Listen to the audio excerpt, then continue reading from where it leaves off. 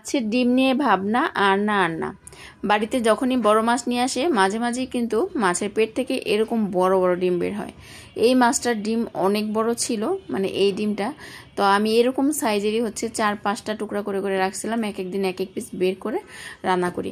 তো অনেকেই হচ্ছে মাছের ডিম ফেলে দেয়, খায় না। আমি নিজেও আগে বুয়াদের দিয়ে দিতাম, তবে এখন হচ্ছে খাই। আমি যেই পদ্ধতিগুলোতে খাই অনেক বেশি মজার, তার মধ্যে হচ্ছে এটা একটা। আশা করছি রেসিপিটা ভালো লাগবে। তো দেখতেই পাচ্ছেন মাছের ডিমটাকে কিন্তু আগে আমি একটু ভালোভাবে ধুয়ে নিছি, তারপর এখন পুরো ডিমটাকে হাত দিয়ে চটকিয়ে চটকিয়ে এটার উপরে যে পর্দাটা ছিল সেটা ফেলে দিলাম। তারপর এখানে লবণ দিয়ে দিলাম হলুদের গুঁড়া, মরিচের গুঁড়া, ধনিয়ার গুঁড়া। এই সব কিছু দেওয়ার পর কাঁটা চামচের সাহায্যে সব কিছু একসাথে সুন্দরভাবে মিক্স করে নেব। আর এখন হচ্ছে একটা প্যানের মধ্যে তেল দিয়ে দিলাম, এটাকে হচ্ছে আমরা ভেজে নেব। তো এটাকে ভিতরে চাইলে আপনারা পেঁয়াজ, কাঁচামরিচ, ধনিয়া পাতাও দিতে পারেন, তবে আমি আজকে পেঁয়াজ কাঁচামরিচ দিলাম না। আর ধনিয়া পাতাটা দেওয়া যাইতে পারতো, বাট ধনিয়া পাতাটা ঘরে ছিল না। এখন ওই যে ডিম ভাজার মতো করে এটাকে সুন্দরভাবে ভেজে নেব। তো আমি চাইছিলাম একটু মোটা মোটা করে ভাজা, মানে পিস করার জন্য, কিন্তু এটা ডিম ভাজার মতোই পাতলা হয়েছে। তো যাই হোক, এখন হচ্ছে এক পাশ হয়ে গেছে, আমি হচ্ছে উল্টে দিলাম। তো এই পাশটাও খুব সুন্দরভাবে লাল লাল করে ভেজে নেব। তো এই দেখতেই পাচ্ছেন কত সুন্দর, একদম মুরগির ডিমের মতো ভাজা হয়ে গেছে। এখন হচ্ছে এটাকে ছোট ছোট করে টুকরা করে নেব আর কি। তো আমি যেহেতু একটু ঠান্ডা করে নিয়েছি, তো এটা একটু শক্ত হয়ে গেছে। মাছের ডিম কিন্তু একটু শক্ত হয়েই যায়। তো এই তো হাত দিয়ে জোরে জোরে চাপ দিয়ে খুব সুন্দরভাবে আমি এটাকে ছোট ছোট পিস করে নিচ্ছি। আপনারা আপনাদের মন মতো পিস করে নেবেন।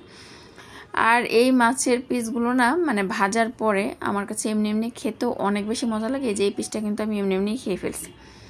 তো এখন হচ্ছে রান্না শুরু করব, আর তার জন্য হচ্ছে কড়াইতে তেল দিয়ে দিলাম। আর এর মধ্যে হচ্ছে আমি এখন আলু দিয়ে দিলাম ছোট ছোট টুকরা করে কেটে। এর মধ্যে একটু লবণ দিব আর একটু হলুদ দিব, হলুদের গুঁড়া আর কি। এখন এগুলোকেও খুব সুন্দরভাবে ভেজে নেব।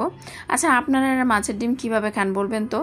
আপনারা কে কীভাবে মাছের ডিম রান্না করেন অবশ্যই সেটা জানাবেন কিন্তু কমেন্টে। তো আলুগুলো ভাজা হয়ে গেলে আমি উঠাই ফেলছি। এখন হচ্ছে ওই তেলের মধ্যেই পেঁয়াজ দিয়ে দিলাম। তো পেঁয়াজটা একটু ভাজা হলে এখানে আদা রসুন বাটা দিয়ে দিলাম। আর মাছের ডিম রান্না করার ক্ষেত্রে হচ্ছে তেলটা একটু বেশি দিবেন, তাহলে কিন্তু ভালো লাগবে। যদি তেল কম দিয়ে কিপটামি করে রান্না করতে চান সেটা একটুও ভালো লাগবে না। তো যাই হোক, আদা রসুনটা ভাজা হওয়ার পর এখানে হচ্ছে আমি হলুদের গুঁড়া, মরিচের গুঁড়া, ধনিয়ার গুঁড়া, জিরার গুঁড়া, লবণ, এই সবগুলো মশলাকে একটু ভেজে নেব। 2-1 মিনিট ভেজে নেওয়ার পরে এখানে হচ্ছে পানি দিয়ে দেব। চুলার আঁচ খুব বাড়ায় মশলা ভাজতে যায় না, তাহলে কিন্তু পুড়ে যাবে। এই মশলা ভাজার সময় অবশ্যই চুলার আঁচটা লো মিডিয়ামে করে রাখে ভাজবেন। তো তারপর হচ্ছে মশলা কষানো হয়ে যাওয়ার পরে আমি হচ্ছে এখানে আলু দিলাম। ভেজে রাখা আলুগুলোকেও খুব সুন্দরভাবে কষিয়ে নিলাম। এখন হচ্ছে এখানে পানি দিয়ে দেব ঝোলের জন্য। তো এখন পানি দেওয়ার পরে আমি ঢাকনা দিয়ে ঢেকে দেব। আলুটা সেদ্ধ হওয়ার জন্য যতটুকু পানি লাগে, আর হালকা একটু ঝোল থাকবে। তো যখনই বলক চলে আসছে তখন হচ্ছে ভাজা ডিমগুলোকে দিয়ে দিলাম।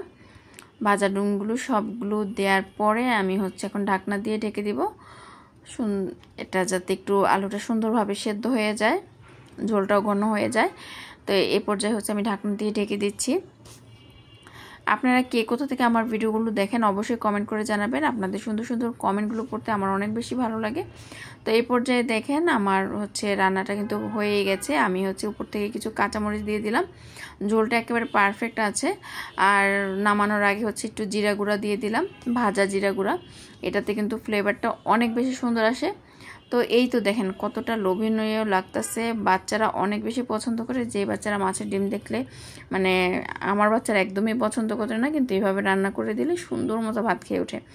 শুধু বাচ্চারা নয়, যে বললাম না, ভাজার থেকেই হচ্ছে খাওয়া শুরু হয়ে যায়। ভিডিওটা কেমন লাগলো কমেন্ট করে জানাবেন, ভালো লাগলে শেয়ার করবেন।